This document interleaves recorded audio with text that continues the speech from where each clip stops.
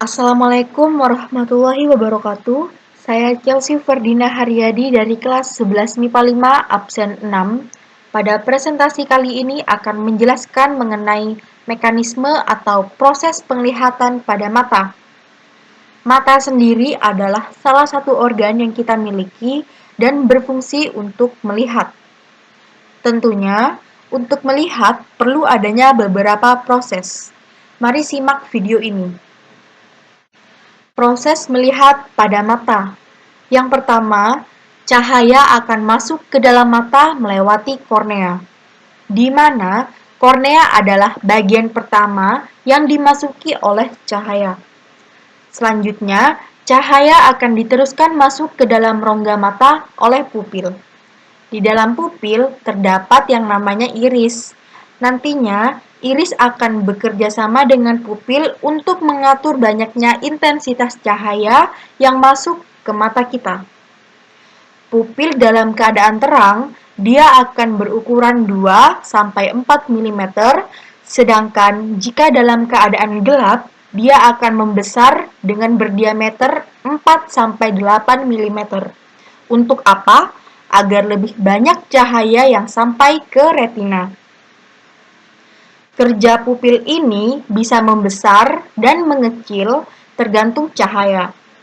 Kerja pupil ini dikendalikan oleh otot yang namanya adalah otot sphincter, dan otot sphincter ini berfungsi untuk mengecilkan pupil di tempat yang terang.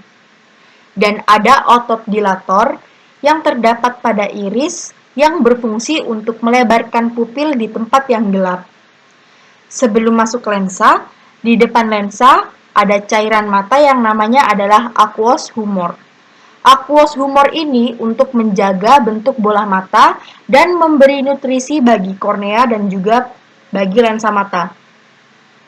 Setelah itu, masuk ke lensa. Setelah aqueous humor, ada lensa mata. Lensa adalah salah satu bagian mata yang mempunyai daya akomodasi atau kemampuan lensa mata untuk mencembung dan menipu, yang berguna untuk memfokuskan cahaya yang tepat jatuh di depan retina. Setelah melalui pupil, cahaya akan menuju lensa mata yang menjadikannya bayangan. Kemudian, di belakang lensa mata terdapat cairan lagi yang namanya adalah vitreous humor.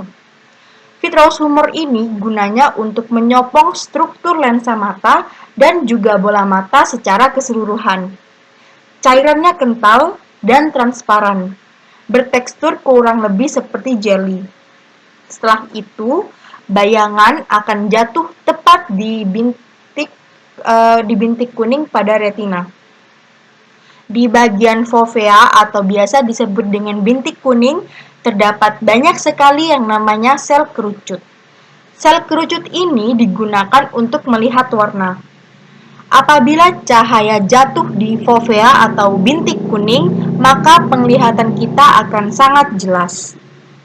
Kemudian, cahaya akan diubah menjadi gelombang elektrik yang diterima oleh impuls sensorik. Selanjutnya, impuls sensorik ini meneruskannya ke bagian otak, tepatnya di bagian cerebrum. Dan cerebrum memproses sinyal-sinyal itu menjadi sebuah bayangan, sehingga pada akhirnya kita bisa melihat dengan jelas. Sekian presentasi dan penjelasan dari saya mengenai proses melihat pada mata. Jika ada salah, kurang lebih mohon maaf. Wassalamualaikum warahmatullahi wabarakatuh.